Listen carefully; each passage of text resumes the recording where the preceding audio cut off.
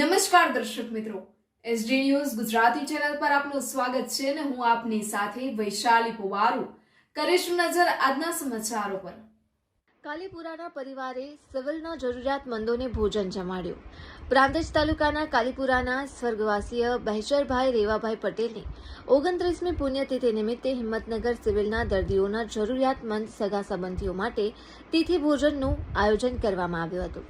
શ્રી સતનામ સાહેબ charitable trust હિંમતનગરના સૌજન્યથી આ પ્રસંગે પ્રતિવર્ષની જેમ 300 જેટલા જરૂરિયાતમંદ ગરીબ લોકોને એક ટંકનું ભરપેટ ભોજન જમાડ્યું હતું। આમ અહમદપુરાના નિવૃત્ત આચાર્ય સ્વર્ગવાસી ડાહીબેન બી પટેલ પરિવારે ગરીબોની આંતરડી ઠારીને પુણ્યનું ભાથું બાંધ્યું હતું। છેલ્લા 28 વર્ષ સુધી પરિવારના મોભીના સદગત આત્માને શ્રદ્ધાંજલિ રૂપે ગરીબોને આ દિવસે ભોજન જમાડવાની પરિવારની પ્રેરણાદાયી પ્રવૃત્તિને સૌએ બિરદાવી હતી। Press reporter Paresh Sharma, Talod, Sabarkantha, SD news Gujarati.